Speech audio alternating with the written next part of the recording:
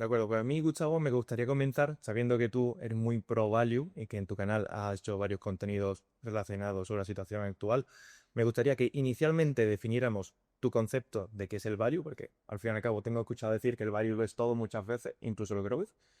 ¿Qué es para ti el value? Bueno, a ver, yo no soy muy amigo de las distinciones. Cuando distinguimos entre value y growth, digamos que a lo mejor lo hacemos porque hay un tema comercial detrás, ¿no? O porque sensacionalmente se vende mejor en prensa, habla de value, habla de growth. Bueno, pues es una manera de dar contenido. Pero para mí value lo es todo, ¿no? El value investing es una disciplina que trata de comprar barato. Y el ser humano por naturaleza, pues compra barato, ¿no? Igual que el ser humano por naturaleza tiende a valorar menos aquello de lo que más tiene, pues también tiende a comprar barato. No conozco a ningún ser humano que se sienta mejor comprando caro que barato. Luego podríamos entrar a definir qué es barato y qué es caro, ¿no? Pero el value investing es forma parte de la naturaleza del ser humano, ¿no? Y es praxeológicamente forma de entender al hombre, ¿no? Entonces, dicho esto, pues value investing es detectar compañías, digo compañías, puede ser cualquier otro tipo de activo, ¿no? Que no sea una empresa, pero en general vamos a hablar de compañías que por alguna razón que es coyuntural, y eso depende del talento del inversor, repito, coyuntural, pues están cotizando por debajo de su valor real, de su valor intrínseco. Como ese valor está oculto dentro de sus fundamentales, se denomina valor intrínseco, ¿no? Y eso sería el value investing, la capacidad que tiene el inversor para comprar aquello que considera que está coyunturalmente infravalorado, detectar esa divergencia y anticiparse al mercado, porque el mercado a largo plazo es eficiente y va a tender a reducir ese gap, ese hueco o esa divergencia entre precio y valor, y anticiparse al mercado obteniendo una ganancia. Es decir, en definitiva, es arbitrar una ineficiencia del mercado con mayor o menor riesgo, ¿no? De acuerdo. Por tu parte, Daniel, si puedes, explícanos qué entiendes tú por value y compártenos también un poco más tu tesis alrededor de ello. Sí, entonces el value, y importante tal vez aquí definir términos. Cuando yo hablo de value, lo que estoy pensando es, por ejemplo, en el índice Russell que se negocia en las bolsas americanas. Y son empresas, como bien dijo Gustavo, la teoría dice que tiene un valor intrínseco. Entonces, si el mercado está negociando por encima o por debajo de ese valor que es fundamentado por estados financieros, entonces hay una oportunidad de tomar una posición larga o corta con esta empresa. Y hace mucho sentido, pero hace mucho sentido para una época en la que hoy ya no vivimos. Y por eso es que yo diverjo de lo que es el value investing. Sí funciona. Por supuesto, ha funcionado muchísimo. De hecho, Warren Buffett me atrevería a decir que logró su poderío y su fama utilizando este tipo de inversión. Lo que sucede es que los tiempos han cambiado, como siempre pasa en la humanidad, y en mi opinión estamos viviendo una era, que luego vamos a entrar en detalle, pero estamos viviendo una era que hace que las señales del value investing no sean claras y los fundamentos del value investing hayan pasado de moda, si pudiésemos decirlo así, con respecto a lo que hoy sí mueve los mercados. Va, porque según tú, lo que ahora sí mueve los mercados sería ¿qué cosa? Hoy vivimos en un mundo y en mercados altamente financializados, altamente endeudados, en donde la liquidez es lo que hace carburar y asegurarse que la maquinaria funcione correctamente. A diferencia de 30, 40 años atrás, donde los mercados eran más enfocados en proyectos nuevos, en proyectos de capital intensivos, CAPEX, etcétera. Hoy en día, con la cantidad de deuda que se estima que está alrededor de los 360 trillones de dólares, la capacidad de refinanciar esa deuda es más importante que deuda nueva que pueda entrar al sistema, y por lo tanto, para refinanciar lo que necesitas es liquidez, y la liquidez hace que suban de precio ciertos activos y que otros se queden estancados. Y en mi opinión, esos que quedan estancados son el value investing, y luego vamos a entender por qué, Y los que suben a la superficie como un globo debajo de agua son los activos que son sensibles al crecimiento o a la inyección de esta nueva liquidez continua. De acuerdo. Con sensibles al crecimiento entendemos growth, que por tu Sí. parte, Gustavo. No, yo es que yo estoy completamente en desacuerdo, ¿no?, con Daniel. Es cierto que el intervencionismo y la liquidez termina por, digamos, por alterar la percepción del riesgo que se tiene en determinados activos, y eso hace que se produzcan ineficiencias en precio, ¿no? Hemos visto toda la época desde el año 2008 en adelante, cuando nacen las quantitative easing, como consecuencia de que los estados necesitan, sobre todo Estados Unidos, pelear contra esa gran deflación que impide que la economía se desarrolle o se articule de una manera eficiente, y eso hace que determinados activos pues estén mejor posicionados que otros en cuanto a distorsión del riesgo se refiere. En eso no te pongo ninguna pega. Lo que sí que no puedo compartir nunca es que digamos que el value investing está pasado de moda. Porque decir que el value investing está pasado de moda significa decir que comprar barato se ha pasado de moda.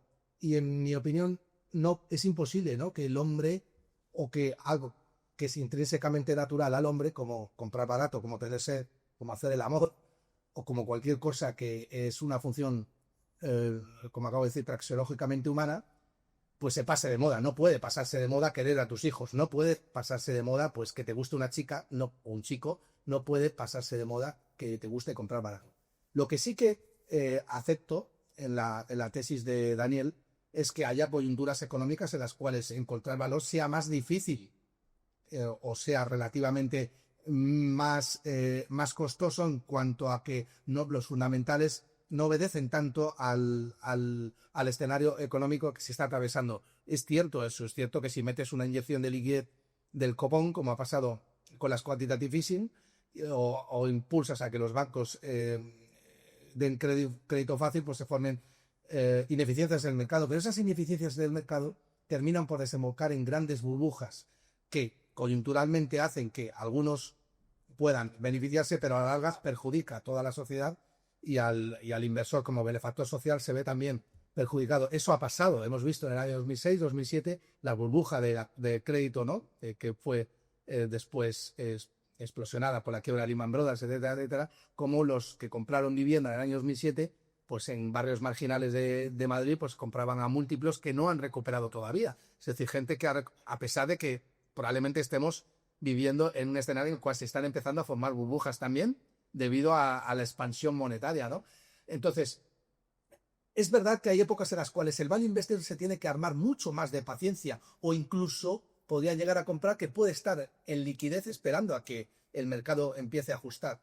Pero es eso, un problema más de paciencia, porque hay mayor intervencionismo en el mercado. No es que el value investing haya dejado de funcionar, eso es imposible, porque comprar barato nunca deja de funcionar. Es decir, lo que tenemos que hacer es distinguir entre lo que es comprar barato o hallar ineficiencias en el corto plazo, que es precisamente para eso está el corto plazo, para detectar ineficiencias, y luego saber o ser conocedores de que el largo plazo tiende a corregir esas eficiencias.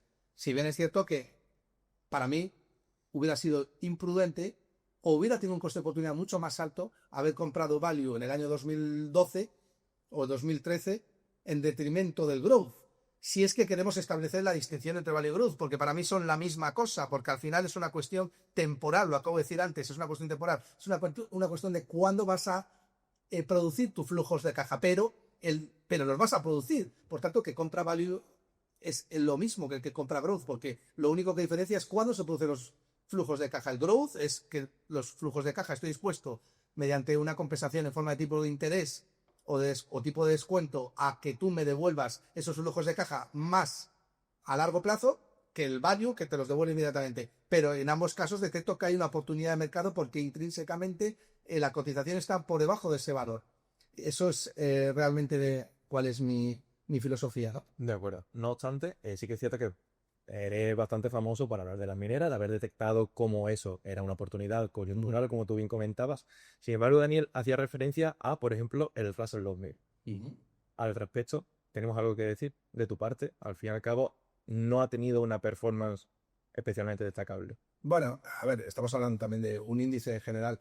creo que enfocar el value investing al comportamiento de un índice tampoco sería lo más correcto, ¿no? Porque value investing, insisto, el índice puede estar caro, ¿no? Igual que el Standard & Poor's 500, considero que está caro y hay muchísimas empresas de valor dentro, ¿no? De hecho, solamente 5 o 6 empresas explican prácticamente todo el performance del Standard & Poor's 500, pero hay 495 empresas, de las cuales 300 seguro que están muy baratas y son value investing, ¿no? No por eso ha dejado de funcionar el value investing.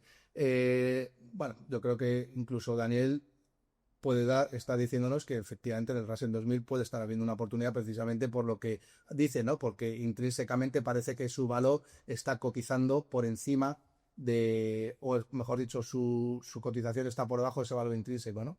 Entonces, bueno, insisto, el value investing para mí es algo que tiene que ver con la naturaleza del ser humano. No soy amigo de estilos de inversión tipo value investing, tipo quality, tipo cuantitativo, no. Creo que todo inversor trata de arbitrar una ineficiencia que ve en el mercado y para ello necesita del tiempo. El tiempo que es intercambios incompletos que se ponen precio o que se articulan a través del tipo de interés, ¿no? Entonces, cuando tú ves una ineficiencia, le aplicas un tipo de interés en forma de coordinación temporal y eso lo actualizas al presente, ¿no? Y el value investing es lo que hace, ¿no? Bueno, vamos a ver. Yo lo que digo es lo siguiente. Yo creo que estamos claros y la audiencia también, bueno, creo que estamos en acuerdo de que los tipos cada vez van a tener que tender a ser menores, ¿verdad? Número uno, dado el nivel de deuda que existe y dado la necesidad de los gobiernos de tratar de refinanciar más eficientemente su deuda. Y número dos, la inflación monetaria está para quedarse, ¿no? Los bancos centrales, a partir del 2008 hay un pre y un post realidad, y la realidad post 2008 es que los bancos centrales van a inyectar dinero a saco, su tipo de dinero, sí o sí. O sea, eso no hay la menor duda, por lo menos en mi cabeza. De hecho, la Reserva Federal y los bancos centrales deberían naturalmente todos los años crecer sus balances equivalente en el déficit del gobierno más el costo ponderado de la deuda del gobierno menos el crecimiento económico que haya. El resultado de eso, forzosamente un banco central tiene que crear dinero. Entonces, habiendo dicho eso, lo que vemos es que la liquidez es necesaria y es mucho más importante que los tipos. El value investing funciona muy bien cuando las señales son claras en un mundo donde los tipos no son cero o donde los tipos no son casi cero. Entonces ahí es mucho más fácil utilizar la matemática, descontar flujos, poner una tasa hurdle rate, que es como un TIR, ¿no? Y entonces decidir si el valor presente de esos flujos está por encima o por debajo de lo que el mercado está negociando ese activo. La realidad es que hoy ya no vivimos en ese mundo. Vivimos en un mundo donde las empresas recompran sus acciones. Vivimos en un mundo donde los algoritmos son algoritmos de momentum, velocidad y ligados a liquidez para decidir comprar acciones. Vivimos en un mundo donde los ETFs o las inversiones pasivas compran a saco sin importar los fundamentos. No importan los estados financieros. Lo que funciona o lo que importa es el momentum y la liquidez que está entrando al sistema, que hace levantar activos altamente sensibles a esa liquidez. Entonces sí, puede ser que las empresas value estén subcotizadas. Están subcotizadas por una razón. Tiene que haber una razón que estén subcotizadas. Que están baratas. Bueno, es lo que dijo Gustavo. ¿Qué significa barata? ¿Verdad? Pero supongamos que están baratas con respecto a los otros activos que sí están creciendo con liquidez. Hay una razón estructural por la que está barata. Entonces, por ejemplo, comprar esas acciones, cruzar los dedos y decir, esto tiene que regresar a su media o al promedio, a revertirse hacia su media, eso no es una estrategia de inversión. Eso es esperanza, ¿verdad? Y entonces son dos cosas muy distintas. Entonces vos tenés un costo de oportunidad de quienes quedan atrás en la carrera, que son, digamos, value investing, activos value investing, y los que van liderando la carrera, que son los activos que se nutren o se alimentan de esta liquidez incremental. Entonces, ¿qué pasa? Vos sos un inversor. En las inversiones hay costo de oportunidad. Podrías decir, no voy a ingresar a estas acciones que están creciendo con la liquidez. No voy a apostarle a estas acciones o empresas que son light en forma de capital que tienen que invertir. No quiero estas empresas que monopolizan la industria de acuerdo a su eficiencia. Voy a invertirle a estas empresas porque tienen que regresar a su media. Hay un costo de oportunidad enorme porque esta carrera va a ir por el kilómetro 18 y esta tuya va por el kilómetro 2. Y entonces, en forma de rendimiento, lo que estás dejando ir por apostarle a que va a regresar a donde debería estar ese nivel de precio, es muy alto el costo de oportunidad ahí. Entonces, por eso es que yo digo que vivimos en un mundo que no está fundamentado en los estados financieros y sí está fundamentado en el momentum y en la inercia que da la liquidez. De acuerdo. Está claro que para ti el coste de oportunidad supera a lo que para Sí, el amigo Gustavo. a ver, yo sigo sin estar de acuerdo, aunque ha dicho algunas cosas que son especialmente relevantes. Habla del coste de oportunidad, tal, que hay coste de oportunidad. Es que si no hubiera coste de oportunidad, el value investor no podría entrar a corregir esa ineficiencia.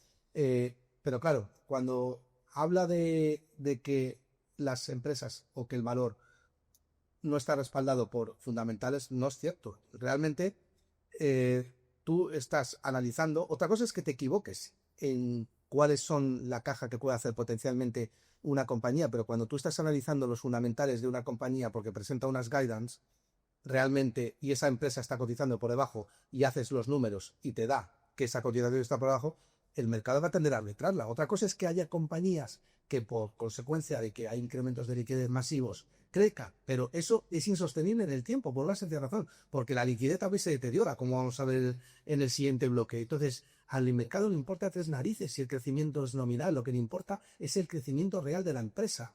Entonces tú me dices, vale, yo estoy en el growth, en el año 2012 estoy en el Nasdaq porque el coste de oportunidad de estar en value es muy alto. Y yo te digo, vale, perfecto, ahí hay un momentum que yo creo que se puede jugar.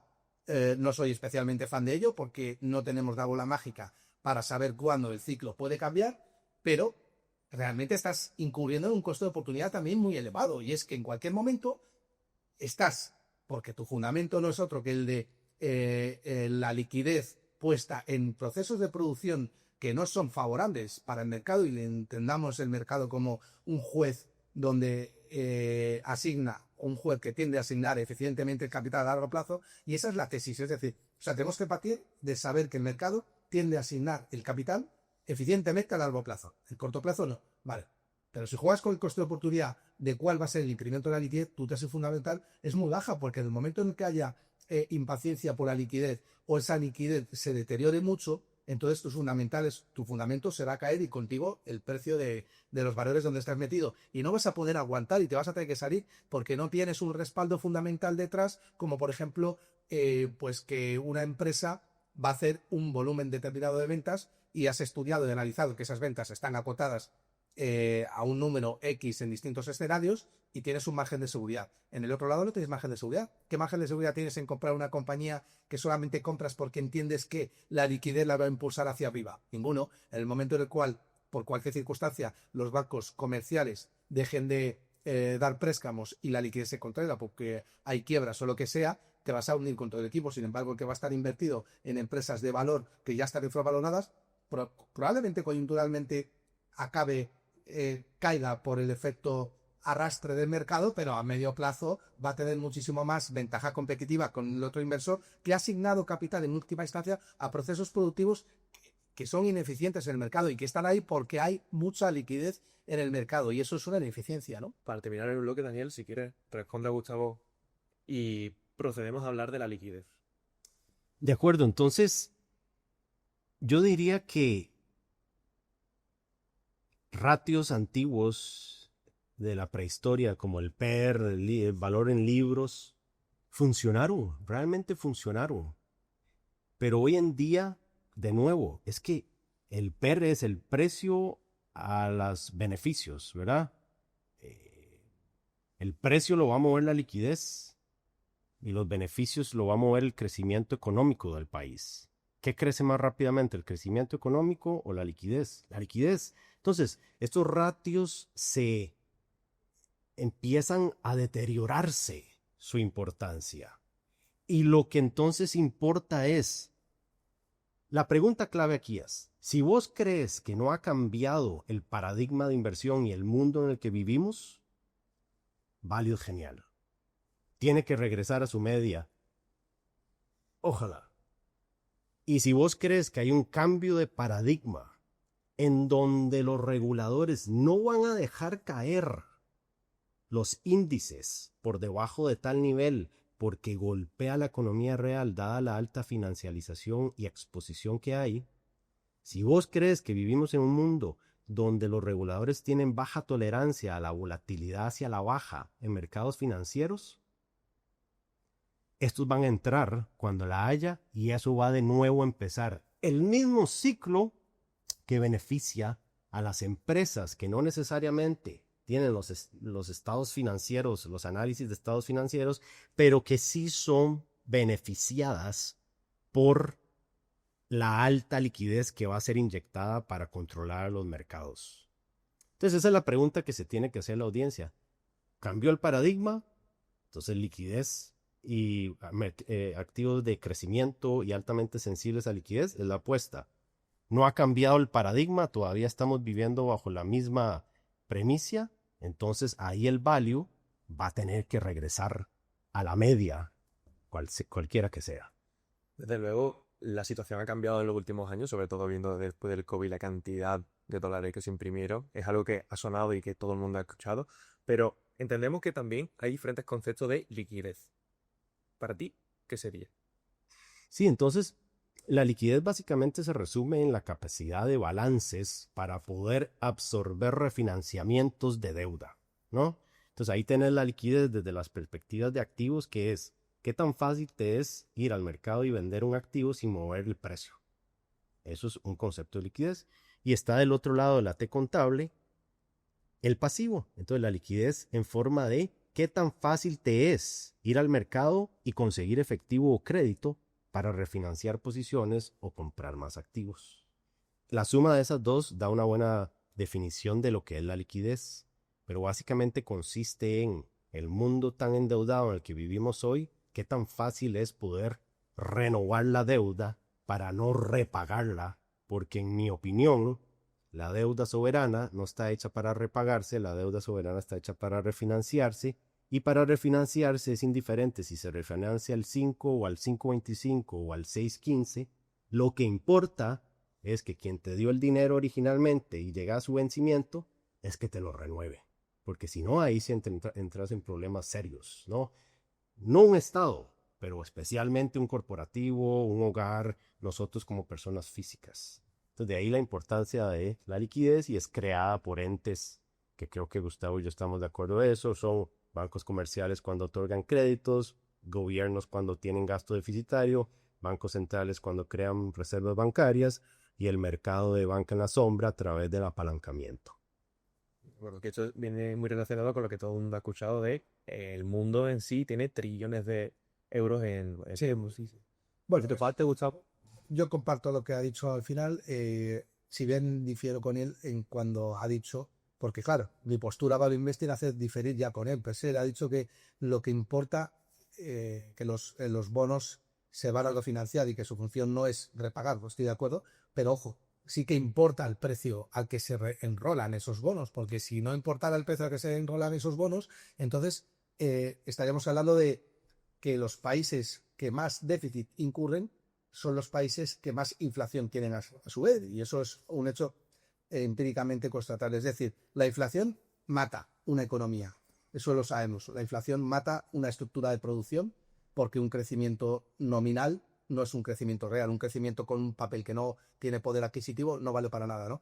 Entonces, para mí sí que importa, ¿no?, la TIR a la cual se refinancia esa deuda, y esa deuda, esa TIR o ese tipo de interés o ese precio de la deuda depende de la confianza que el mercado pone en esa deuda, no de que el propio Estado sea capaz de recomprar esa deuda, ya sea a través del Banco Central, ya sea a través de extracción del ahorro, bueno, extracción no, sino compra de ahorro directamente del inversor privado, ¿no? Entonces, yo creo que ahí sí que hay una discrepancia porque yo entiendo que tú no le das importancia al tipo de interés o al precio al cual se refinancia, sino que en un Estado puede refinanciarse ilimitadamente y yo creo que un Estado no puede refinanciarse ilimitadamente porque el coto o el parón de esa refinanciación es digamos, el incumplimiento que tienes del papel, ya sea a corto o largo plazo. Digamos, el corto plazo es directamente una hiperinflación y es directamente que en términos nominales yo te prometo devolver algo que en términos reales no te voy a devolver, ¿no? Y eso es una estafa, ¿no? Entonces, eso por un lado. Y luego, por el otro lado, plenamente de acuerdo. Yo creo que la liquidez no la crean los bancos centrales, la liquidez es creada por todos aquellos agentes económicos que son capaces de emitir papel y ese papel es descontado en el mercado. Cuanto más líquido es una tasa de interés menor, por eso es líquido, ¿no? Porque puedes descontarlo en el mercado sin quebranto del valor. Entonces entiendo la liquidez como cualquier activo que es fácilmente vendible, sin que tú tengas que bajarte mucho los pantalones, ¿no? Liquidez es, por tanto, en mi opinión, la capacidad que tú tienes de encontrar una contrapartida. Cuantas más contrapartidas haya o más agentes económicos haya dispuestos a querer tu bien, tendrás tú más poder de negociación sin tener que bajarte los pantalones en el precio, ¿no? Es decir, liquidez es el invariable de valor o la capacidad que tienes para encontrar, colocar ese producto sin que tengas que rebajar el precio, ¿no? Entonces él ha dicho muy acertadamente que los organismos, los principales creadores de mercado en ese sentido son los bancos comerciales, ¿no? Y luego también las instituciones, el shadow banking, ¿no? Las instituciones que no están controladas directamente por los bancos centrales, pero que también tienen capacidad para crear papel que luego es descontado en el mercado, ya sea porque tienen el respaldo propio de la divisa, que al final, en última instancia, es el propio Banco Central el que lo respalda. Entonces, según tú, ¿un país no puede renovar la deuda indefinidamente? Sí, creo que la puede renovar indefinidamente, pero cada vez con más riesgo o un cumplimiento de repago, ¿no? ¿Por qué?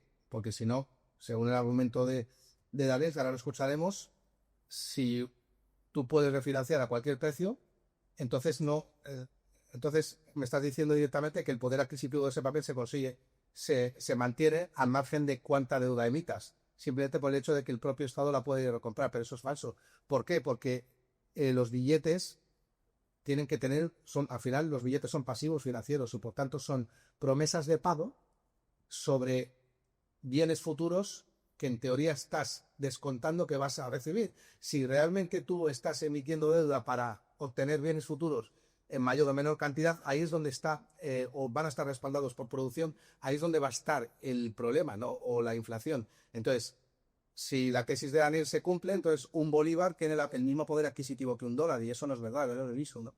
Daniel. Sí, o sea, cuando yo hablo de que los gobiernos se pueden refinanciar, estoy hablando de los gobiernos que tienen, número uno, su propia moneda, número dos, están endeudados en su propia moneda, y número tres, son potencias en el mundo, ¿verdad? Entonces sí, estoy de acuerdo con Gustavo, no se puede comparar Zimbabue con Estados Unidos, ni comentario era tratar de comparar a estos países. Mucha gente siempre me dice, sí, la tesis de Daniel, cuéntamelo ahora con Argentina. Sí, exactamente, no aplica para Argentina, ni los argentinos querían su propia moneda. ¿Cómo la va a querer alguien de afuera? ¿Verdad? Además, Argentina estaba endeudada en dólares, una moneda que no controlan. Eso es un riesgo que se llama el pecado original. Entonces, de acuerdo, quiero hacer la aclaratoria de que cuando yo digo que se pueden refinanciar, estoy hablando específicamente de Estados Unidos. España no es dueño de su propia moneda. Alemania no es dueña de su propia moneda, son usuarios de moneda.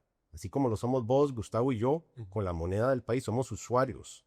El emisor de la moneda es el gobierno que sí tiene control absoluto de su moneda, y Estados Unidos lo tiene, Canadá lo tiene, Japón lo tiene, ¿verdad? El Reino Unido lo tiene, la zona euro no la tiene, ¿no?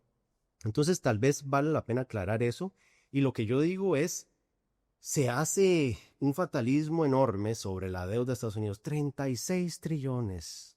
36 trillones, qué número más grande. Sí, porque tenés fobia a los artículos grandes. Hay una fobia de eso que yo aprendí recientemente. 36 trillones es la deuda de Estados Unidos. Los ahorros del sector privado rondan los 200 trillones de dólares.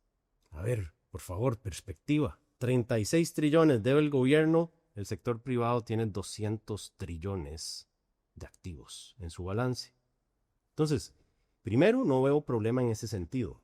No hay miedo de que vaya a incumplir. Segundo, si los tipos empiezan a subir, perfecto, ese es el libre mercado, genial, se están descontando o mayores inflaciones futuras o mayor crecimiento futuro o una prima por riesgo mayor en el futuro. Alguna de esas se estará cotizando, pero lo que digo es que de la perspectiva del tesoro, si llega al 5, al 5,5, al 6, le es indiferente. Al sector privado sí, porque esa subida en el tipo del bono a 10 años va a golpear las hipotecas del sector privado. Ahí estamos de acuerdo.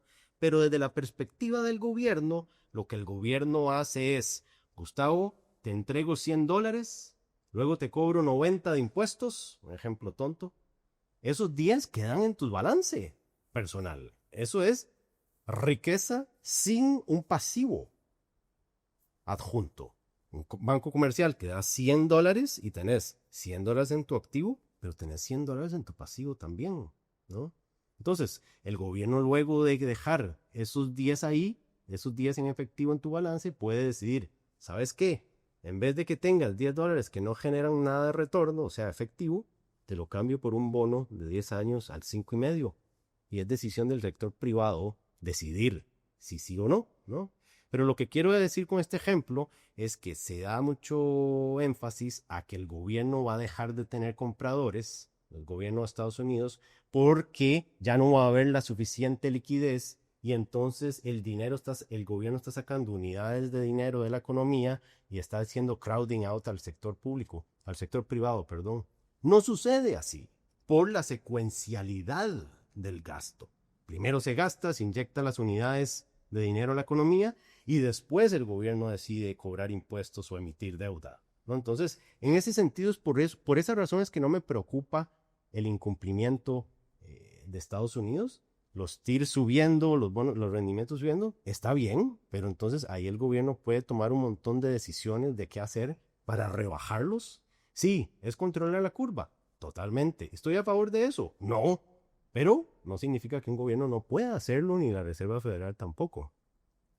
A ver, yo creo que hay dos partes diferenciadas. Yo creo que tiene razón en una cosa, el que Estados Unidos va a poder seguir endeudándose y va a encontrar deudores. El problema es a qué precio encuentras esos deudores, ¿no? O sea, realmente si tú aumentas tu oferta de deuda por encima de la demanda, es decir, estás financiándote más de lo que el propio mercado te quiere financiar, vas a tener que rebajar sí o sí el precio del bono, es decir, consecuentemente aumentar el tipo de interés, porque como un bono es un préstamo a plazo, todo plazo conlleva un coste de oportunidad en forma de interés, que no es otra cosa que la incertidumbre del cambio, ¿no? Eso es el tipo de interés o el precio del tiempo, para que la gente lo entienda. Entonces, aquí el problema está en que, claro, fíjate, has hablado de crowding out. El crowding out, para que lo sepa la audiencia, es el hecho de que tú puedas monopolizar los ahorros del sector privado, llegando primero, porque los estados tienen esa capacidad de financiarse antes que el sector privado a tipos de interés más ventajosos que el sector privado. Si tú empiezas a emitir más oferta de deuda, de bonos, ya sea bonos o ya sea moneda fiat, más de la que el demandante, que es el mercado, el sector privado, quiere prestarte, vas a tener que darse a precios más atractivos. ¿Y qué haces cuando empiezas a subir el tipo de interés o rebajar consecuentemente el precio del papel? Pues que estás alterando el precio base de cómo se construye el resto de precios de la economía. Porque la tasa libre de riesgo es el bono americano de Estados Unidos. No es lo mismo tener un bono al 2% que tener un bono al 5%. Porque consecuentemente, si tú tienes un bono al 5% y la tasa libre de riesgo es el 5%, como poco le voy a exigir a cualquier tipo de activo una milésima más o un centímetro más de tipo de interés con respecto a ese 5%. Por tanto, Estados Unidos, con ese efecto crowding out, está de una manera afectando al resto de precios de la economía de una manera heterogénea, ¿no? Es lo que es el efecto Cantillon. Entonces, estás alterando el resto de precios de la economía porque fiscalmente necesitas alterarlo en tanto en cuanto está siendo irresponsable con los déficits fiscales. Es decir, yo creo que tiene que haber una responsabilidad fiscal, porque para mí la inflación no es solamente monetaria, sino también fiscal, ¿no? Y en este momento, pues yo creo que digamos que inicias procesos de producción que son erróneos, porque estás alterando la percepción del riesgo. Entonces, para mí, en el momento en el cual los países tienen la capacidad, digamos que también heredada por el mercado o dada por el mercado, porque al final el acreedor es el sector privado y el sector privado decide si te va a financiar o no, y si lo hace, a qué tipo de interés, sí que el Estado tiene una responsabilidad fiscal que si incumple va a hacer que el resto de la economía pierda valor. Y los procesos de producción que se ponen en marcha como intercambios incompletos, que son la gran mayoría, el 97% de los intercambios se producen con deuda, afortunadamente, porque ese no es el problema. El problema es la alteración de la percepción del riesgo, o dicho de otra manera, el precio que le pones a esa deuda en forma de tipo de interés. Entonces te estás cargando una economía. ¿Cuál es el punto aquí? Que tú dices, vale, Estados Unidos puede comprar, colocar sus bonos. Sí, claro que sí. Aunque algunas subastas, como la última, pues tienen bid to cover más bajo o lo que sea, pero realmente tienes capacidad para colocarla, indudablemente. Hoy por hoy el dólar es un activo refugio y lo sigue siendo. Pero claro, ten cuidado porque si sigues incurriendo en irresponsabilidades fiscales, el oro, que es el termómetro de esa estupidez, se va a doblar. Y el oro, Bitcoin y el mercado va a intentar protegerse contra lo que es un default del incumplimiento del contrato, que es la inflación a futuro.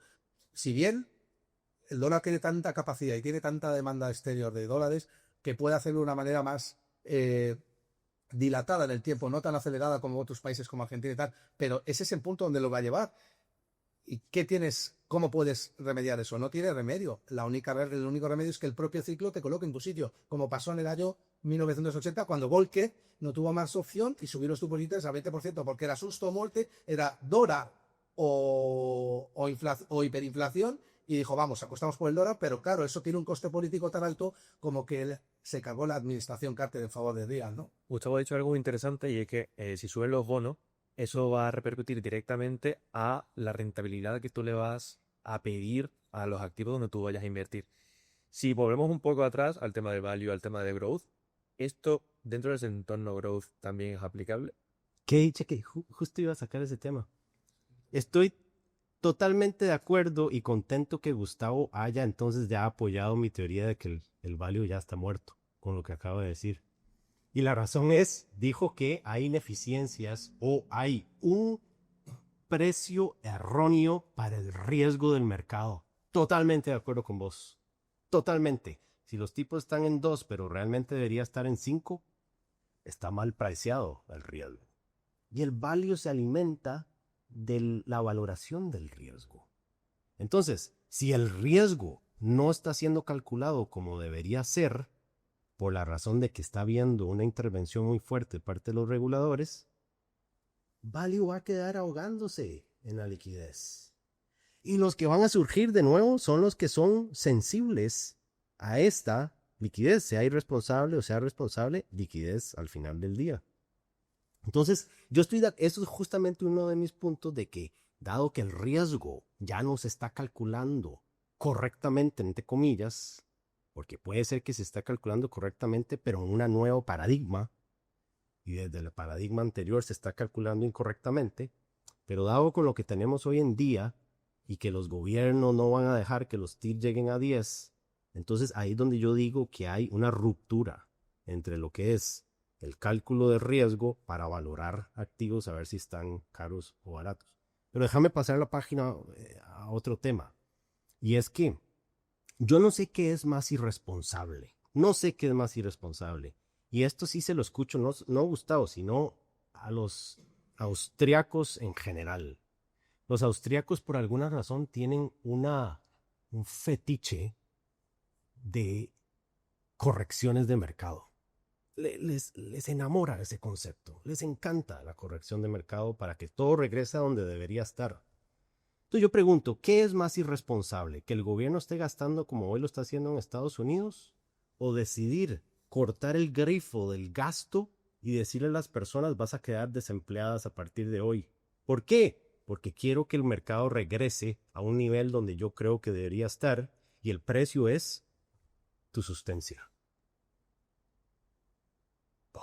No lo tengo tan claro. ¿verdad? ¿Cuál esquema es más responsable o irresponsable, más moral o más inmoral? Entonces, es lo que yo siempre digo, todos tenemos un plan hasta que nos golpean en la boca. Y entonces, cuando viene una recesión y Volcker llevó al infinito los tipos y todos en esta audiencia quedamos sin trabajo, no sé qué tan bien pensaría yo de el concepto de los austriacos, donde todo tiene que seguir rígidamente un, un camino, y si se desvía hay que traer de nuevo, aunque sea a costa de tu trabajo, la economía. De acuerdo. Gustavo, si quieres, te responde y pasamos a dos temas que están muy relacionados con la liquidez y que quizá no está del todo bien definido, que sería el MNT, el M2. Así que responde y pasamos a él si quieres. A ver, no entiendo el punto de vista de Daniel, no. Entiendo que, claro, si llevamos esto a lo moral o a lo amoral es susto o muerte, ¿no? Dices, necesitamos seguir interviniendo en la economía, porque, claro, yo lo que creo que ha hecho Daniel ahora es establecer lo que hacen los keynesianos siempre, una planificación central del Estado. Es decir, si gastamos más, podemos crear más empleo, pero eso a la larga, que realmente, que defiende un austriaco? Un austriaco defiende que es el propio inversor el que detecta crisis del mercado y se convierte, por tanto, en un benefactor social, porque aquello donde hay valor, empresas que son buenas para él y por tanto son buenas para la sociedad, porque pueden aportar, digamos, productos que mejoran la calidad de vida de los seres humanos. El value investor puede que lo que era más difícil como consecuencia de que haya o exista una distorsión coyuntural debido a que los bancos centrales están impulsando la economía mediante medidas cuantitativas, ¿no? De política monetaria. Pero eso no significa que esté bien, significa que el value investor tiene más difícil. Y lo he dicho al principio, desde el año 2010 al 2020, todos los value investor nos comimos los mocos, perdóname la expresión, cuando el Nasdaq multiplicó por, pues no sé, desde el año 2009, que creo que marcó un mínimo en el Standard Poor's 500 en los 670 puntos, se ha hecho un por 10, ha hecho un 16% anual, ¿vale? Pero claro, antes venía de una caída de un 52%. O sea, hay que entender la parte del ciclo en la que estamos, y estamos en un ciclo de excesos, en un ciclo de intervencionismo, y yo soy completamente contrario a vamos a seguir dándole alcohol al enfermo, porque si le quitamos el alcohol lo podemos matar con el delirium tremens, porque al final lo que vas a hacer es matar a tus hijos. Si no te amputas tú un brazo, ¿no?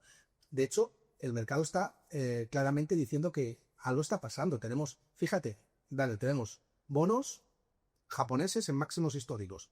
Estados Unidos cotizando primas por encima del 5% a 30 años, que es una bestialidad de sensibilidad con respecto al tipo de interés. Es decir, a poquito que muevas el tipo de interés, disparas el precio del bono para arriba, para abajo, a lo bestia. Con lo cual estás diciendo que la deuda está altamente correlacionada con cualquier potencial cambio. Fíjate si es sensible la economía, o fíjate si el mercado detecta que la incertidumbre cada vez es más elevada. Tienes eso y tienes las vacunas, yo denomino vacunas al oro y a Bitcoin, en máximos históricos también. Claramente este sistema no funciona, está pasando algo y en el mercado, aquellos que somos lo suficientemente inteligentes como para darnos cuenta, me incluyo a todos los que estamos aquí, nos estamos vacunando con el oro y con Bitcoin porque sabemos que más tarde o más temprano va a haber algo, va a pasar algo, eso es clarísimo, va a pasar algo. Entonces, tú me dices, no, el sector privado tiene 200 y pico millones de billones de europeos o trillones de dólares de ahorro, ¿no?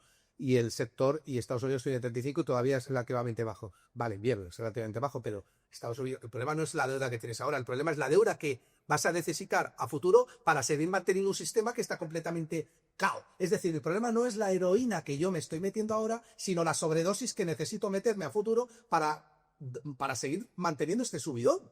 Eso me va a matar, va a matar al jockey más tarde o más temprano. Entonces, claro, estar posicionados en activos que siguen o que están siendo catalizados por este sistema es altamente peligroso, porque más tarde o más temprano el mercado va a ajustar eso, porque tiene que ajustarlo, porque es un exceso clarividente, ¿no? Y cuando eso pase, los que estén metidos en esos activos, es como la cigarra que está tocando la guitarra mientras la hormiga está llevando del alimento a su hormiguero, pues acabará por morir, ¿no? Ese modelo no existe, no funciona. Realmente, al final, pues es un sistema Ponzi, es una gran mentira y por eso yo trato de animar a la gente a que tenga cuidado y que esté invertido donde realmente con compañías que considera que tienen valor. Dicho esto, hay empresas en el Nasdaq que son potencialmente valiosísimas. Facebook, Google, Nvidia, tal. El problema no es que no haya valor ahí, el problema es que realmente, como has dicho antes, muchos ETFs, mucho dinero no inteligente está posicionado ahí. Y cuando vienen las caídas, por cierto, caídas que pueden caer un 20, un 30%, habiendo la misma cantidad de liquidez o más, porque hemos visto que la liquidez no se ha reducido por el efecto de quantitative tightening nada, a pesar de que el balance de Banco Central se ha reducido en 2 millones, perdón, en 2 millones y pico, de 9 a 6, con las famosas repo inversas y todas las políticas monetarias de extracción de deuda. Entonces, lo que tú ahí quieres es un problema de, ¿cómo te diría yo?, de que te estás quemando y no tienes ningún tipo de chaleco, ¿no? O te estás ahogando y no tienes ningún chaleco salvavidas, ¿no? Entonces, bueno, no confundir empresas de valor con sobrevaloración. Yo creo que en los índices ahora mismo estos precios están cotizando, por lo que tú has dicho, porque la liquidez está en máximos también y todos los activos correlacionan por la liquidez a unos múltiplos que son exagerados, pero no todos los activos están igualmente correlacionados con esa cantidad de liquidez. Es que hay activos que están cotizando a la mitad de múltiplo, es decir, en 5 o 6 años recupera la inversión con 21 trillones de dólares que hay en el sistema. Pues vamos a ser lo suficientemente precavidos para posicionarnos en esos activos que tienen al menos como mínimo más margen de seguridad, ¿no? De acuerdo. Para terminar este bloque, Daniel, hemos oído hablar a veces de M2, de MT, son conceptos que están relacionados con la liquidez, son conceptos que están relacionados con la inflación. Cuéntanos un poco, para que la audiencia entienda bien los diferentes puntos, si es que lo hay, y un poco dejar tu tesis con respecto a ello. Luego pasaremos a Gustavo y vamos al último bloque. Sí, entonces la N2 es una métrica bastante común utilizada por la gran mayoría de personas en redes sociales y es una métrica uningrediente, es como le llamo yo. Es tratar de hacer una paella con un solo ingrediente. ¿Se puede? Sí, probablemente. ¿Vas a ver bien? Estoy seguro que no. Entonces la M2, y de nuevo volvemos a ir a eras en las que ya no vivimos. La M2 lo que captura es liquidez muy céntrica alrededor de bancos comerciales. Entonces, la M2 captura las reservas bancarias de los bancos centrales, captura cuentas de ahorro en los bancos comerciales, captura inversiones a plazo en los bancos comerciales y da una muestra entonces de cómo está el dinero en la economía real. Lo que sucede es que antes vivíamos en una era en donde los bancos comerciales lideraban el crecimiento del crédito, eran el campeón en esa área. Pero después del 2008, con la cantidad brutal de regulación que se ha implementado en los bancos centrales para tratar de evitar una futura crisis, entonces a los bancos comerciales se les ha hecho más punitivo, más difícil crecer sus libros de crédito y han dejado dinero sobre la mesa. Y en los mercados financieros, cuando dejas dinero sobre la mesa, llega alguien a tomarlo. ¿Quién ha tomado ese dinero que dejaron los bancos comerciales? La banca en la sombra. Entonces son entidades que no son tomadoras de depósitos del público, que se financian con dineros sofisticados de otros institucionales, se financian en el corto plazo para prestar en el largo plazo. Entonces, este es un tipo de prestamista, de inversor que llegó al mercado a decir, sector X de la economía, ya no te están llegando flujos de los bancos comerciales en forma de crédito. No, vale, toma, yo entro. Entonces, han tomado la batuta en ese sentido y sus dineros no están computados, no están calculados dentro de la M2. Derivados financieros, apalancamientos en repos transfronterizos, estructuraciones bastante complejas fuera de la jurisdicción de Estados Unidos, ha hecho que medir eso sea muy difícil, es muy difícil. Pero lo que sucede es que ya son más grandes que los bancos comerciales inclusive. Entonces sí, cuando ves la M2, estás viendo a través de un pequeño agujero una habitación enorme. Entonces, claro, por eso la gente le encanta, porque es fácil de entender, es fácil de medir, en cualquier sitio web lo puedes bajar y es fácil de visualizarlo y le puedes poner oro, casas, acciones, todo lo que quieras encima, pero es una realidad muy parcializada. Entonces, si realmente quieres tener una idea de qué mide la liquidez, tienes que sumar esa M2, pero sumarle esa bestia enorme en forma del eurodólar y de la banca en la sombra. Justo, me parece una exposición brillante. Sí, de hecho, comparto 100% con Daniel esto. O sea, la M2 lo ha dicho muy bien, es un agujerito por el que miras, que es fácil de medir porque más que nada porque son bancos que están regulados por la propia Reserva Federal, ¿no? Y por la SEC, y más o menos, pues, como tienes contabilizado la cantidad de depósitos que hay en la economía, porque tienes un asiento contable, entonces puedes estimar que hay tantos millones de dólares, pero realmente ¿dónde está? La cantidad de dólares no está en la M2, es que la gran mayoría de dólares que se crean en el sistema están fuera, offshore, no en shore, o sea, completamente fuera del sistema, lo ha dicho él.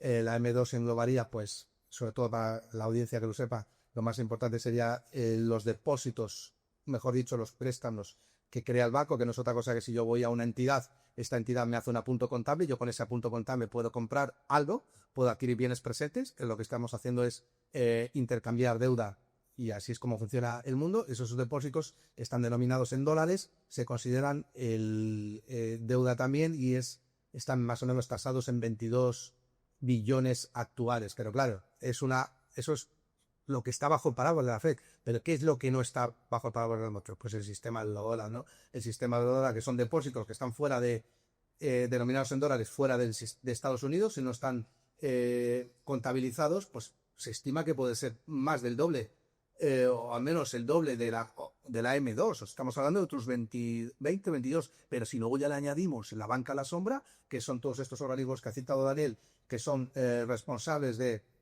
crear todavía más deuda en dólares, de apalancamiento de productos derivados, es que nos podemos ir a más del doble de la suma del eurodólar más la M2. Estamos hablando de más de 100 billones de dólares circulando. Muchos de los cuales no tienen absoluto respaldo de la producción y que se ponen en marcha simplemente para para producir arbitrajes de los tipos de interés, pero no tienen un respaldo en forma de bienes presentes detrás, con lo cual eso sí o sí es potencialmente distorsionador de la cadena de producción a futuro. De acuerdo, genial. Pasamos ahora al último bloque, que va a ser bastante más breve que los dos anteriores. La idea es que la audiencia se quede con una idea clara de la situación actual, sabiendo que los bonos están como están. Estamos viendo que el mercado, después de lo de Trump, recuperó en V, Bitcoin en máximos, oro casi en máximos. ¿El dinero inteligente ahora a dónde se movería o dónde se está moviendo? Pues yo creo que la decisión de inversión es temática, en mi opinión. Entonces, si vos crees que este sistema en el que vivimos, donde hay liquidez continua inyectada al sistema, es insostenible, entonces va a venir una crisis bastante violenta, ¿no? Si esa es tu opinión, pues tendrías que refugiarte en cosas ultra seguras que casi no generen retorno, ¿verdad? Si tu visión más bien es que estamos en un sistema, sí, poco justo, correcto, pero que se va a nutrir de constante liquidez de aquí hasta donde podamos ver con nuestros ojos, pues entonces yo lo que te diría es, el riesgo no está en el sistema, el riesgo está en no estar en activos susceptibles a la liquidez. Entonces ahí lo que yo haría es lo que estamos viendo hoy en día. ¿Quiénes son los caballos más rápidos cuando hay inflación monetaria? El oro y Bitcoin, ¿no? Tienen una susceptibilidad muy alta, y si vos crees que este sistema va a seguir operando de esta manera, esos son tus ganadores ahí, ¿verdad? Entonces ahí yo, por ejemplo, le doy la razón a Gustavo y enhorabuena porque su anuncio del oro fue inclusive antes de que se dieran estos máximos, ¿verdad? Entonces, enhorabuena por ese call que tuviste. Y yo creo que va a seguir así, va a seguir así. Pero también me gustan, no soy un ingrediente en mi portafolio, también me gustan las acciones de empresas que monopolizan casi su industria debido al efecto red tecnológico que tienen. Entonces, todas esas empresas no solo son increíbles para producir dinero, Google, etcétera, sino que se nutren de liquidez incremental porque son activos de largo plazo, de riesgo de largo plazo. Entonces, eso también me gusta bastante. ¿Y qué no me gusta? Bonos. Para mí, el que esté sentado en bonos con lo que viene va a ser bastante doloroso. Lo más irónico de todo es que por regulación muchísimos institucionales forzosamente tienen que tenerlos, ¿verdad? Entonces, si puedes evitarlo, yo lo haría y el resto yo lo alocaría como te acabo de decir. Habría que huir de la rentabilidad en este momento, ¿no? Bueno, yo lo mejor, muchas gracias por ese reconocimiento, Daniel, del oro. Yo también te reconozco a ti muchas cosas. Y enhorabuena porque eres un gran value investor, ¿no? Acaba de decir que hay que huir de lo que está sobrevalorado, los bonos, y hay que ir a lo que está infravalorado, el oro. Entonces, yo creo que este debate no tiene ninguna sustancia porque los dos confesamos igual. No, bueno, ya ahora dicho esto, estoy plenamente de acuerdo con lo que ha dicho Daniel. Creo que el oro es un más ahora y además animo a la gente a que entienda que un activo no se compra o se vende porque haya subido o haya bajado mucho.